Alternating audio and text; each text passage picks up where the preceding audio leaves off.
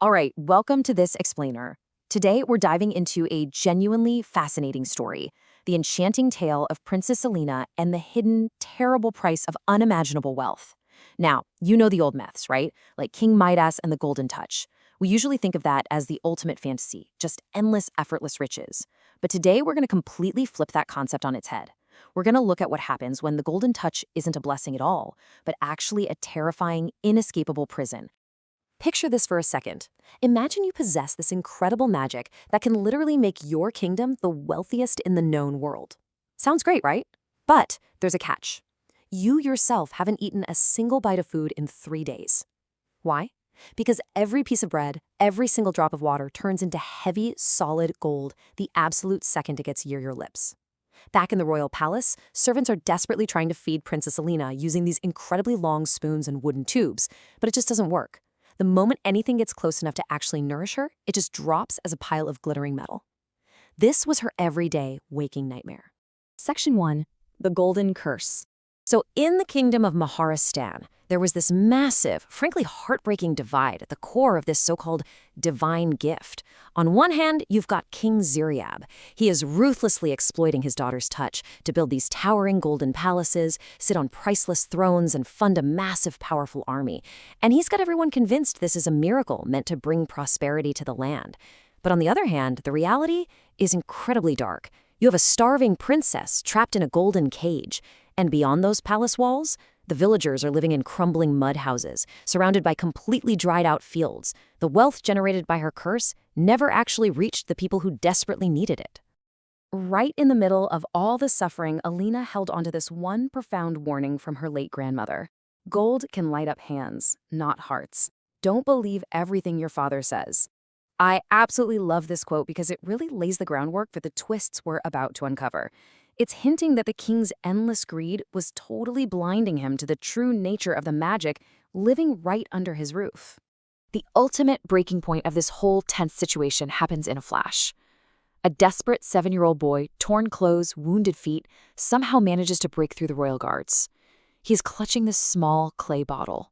His mother is incredibly sick, and the local doctors absolutely refuse to give him medicine because, well, he doesn't have gold coins. Crying, he begs the princess to just touch the clay bottle so he can buy his mother's life. Alina shrinks back, terrified of hurting him. But as the boy pushes forward, he trips over a golden cup and loses his balance. Without even thinking, Alina instinctively reaches out to catch him, and her golden palm brushes right against his bare wrist.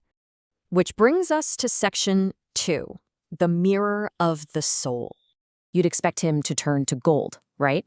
But instead, there's this explosive sound, like shattering glass, echoing through the room, followed by a blinding flash of blue light. In seconds, the boy's skin, his hair, his clothes, they all turn completely transparent. He transforms into a solid, flawless glass statue. Even his final, desperate tear freezes into a permanent glass drop right on his cheek. It is a moment of pure, visceral horror for Alina. But you know what's even worse? King Ziryab's reaction when he bursts in. He's not devastated. He's annoyed. He just coldly states they'll give the boy's family 100 gold coins as compensation.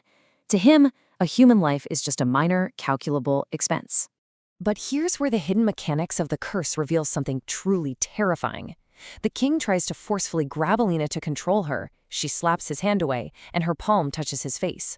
He doesn't turn to gold. He doesn't turn to glass either. He violently transforms into a statue of black, shining coal. Suddenly, it all makes sense. This magic was never a wealth generator at all. It was a moral mirror. An innocent, pure heart like the young boy's turns to transparent glass because there is nothing to hide. An evil, cruel heart like the king's turns to dark, lifeless coal. And only a heart that is already tainted by greed will turn to gold. Let's look at Section 3, the Wizard's Secret. So, with the king turned to coal and the terrifying truth of her power out in the open, Alina is in total shock.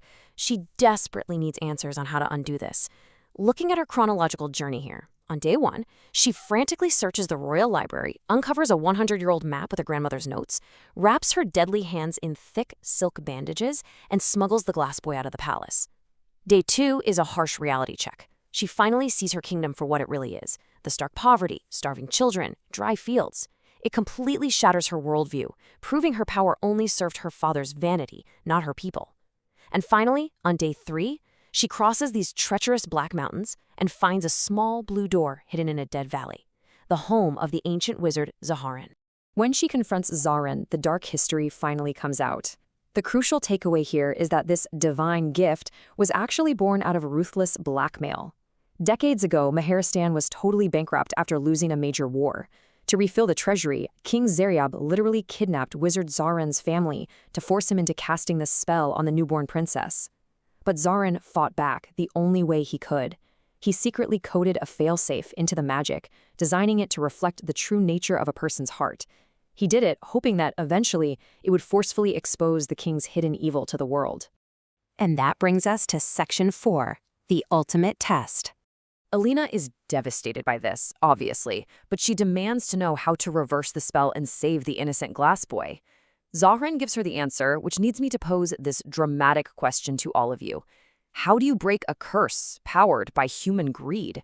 Well, Zarin tells Alina the cure requires someone to willingly hold her bare hand. But there is a terrifying catch.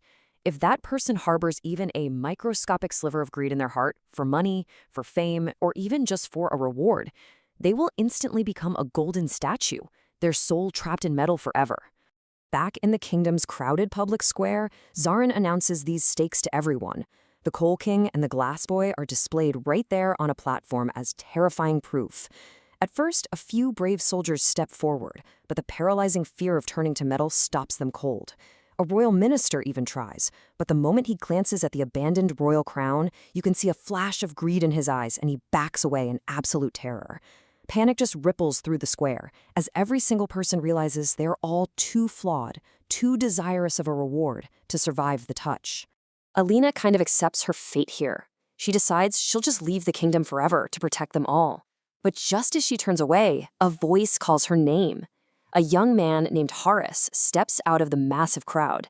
He's dressed as a poor farmer, but to Alina, he means everything. He was the royal gardener's son, her only childhood friend. They used to climb trees and play in the dirt together before King Zeryab caught them and ruthlessly banished Haris's family 10 years ago. And now, he's walking straight toward her. Crying, Alina begs him to stay back. She is terrified that any hidden ambition in his heart is going to kill him instantly. But Haris just looks at her and says, "My wish is that you can eat bread, drink water, touch a flower, and not fear people. There is nothing in this for me." Just an incredibly deep emotional moment. This is the ultimate act of selfless love that this entire story has been building toward. Despite her protests, Haris reaches out and firmly grabs her golden hand. Instantly, the sky darkens. The golden magic aggressively surges up his arm and straight into his chest, lighting up his veins like fire. It's frantically searching his soul for any trace of greed, any desire for the crown, or even a simple reward, but it finds absolutely nothing. Finding only a pure, selfless desire to take away her pain, the dark magic has nowhere to anchor itself. And with a blinding, concussive explosion, the curse completely shatters into thousands of tiny glowing fireflies that just drift harmlessly up into the sky. Section 5. A New Miharistan. The curse is broken, and the real-world impact of Haris's sacrifice ushers in a completely new era for the nation. The second the magic breaks, the glass boy takes a sharp breath, turns back to flesh and blood, and runs crying right into his mother's arms. King Zeryab turns human as well, but he falls to the dirt. His crown is gone, his absolute power stripped away, and he's dragged off to face a public court for his years of cruelty. Alina, finally free, immediately throws open the royal treasury, but she doesn't hoard it. She sells the gold to build massive irrigation canals for the farmers. She opens hospitals for the sick, and she literally has the solid golden doors of the palace melted down to build public bridges for her people. Months later, we're left with this quiet, incredibly beautiful final image. Alina is standing in the same palace garden where she played as a child. It's raining. She holds her bare hand out, letting the water hit her skin without it freezing into solid metal. Hajiris walks up and gently hands her a red apple. She looks at it, with that leftover fear, but she takes it. It stays an apple. She takes a bite, her first taste of actual fresh fruit in years, and tears just stream down her face. They stand there together in the rain, their hands completely empty of gold, but their hearts entirely full, proving that selfless love ultimately conquered the darkest of magic. This story is such a powerful reminder of what we actually value and how our internal nature shapes the world around us. Which brings me to this final thought. True selflessness defeated the golden curse of Meristan. But if you were standing in that square and you reached out to touch the princess's hand, what would your heart reflect? Would it be transparent glass, dark coal, or heavy gold? Think about that as you go about your day. Thanks for joining me for this explainer, and I'll catch you on the next one.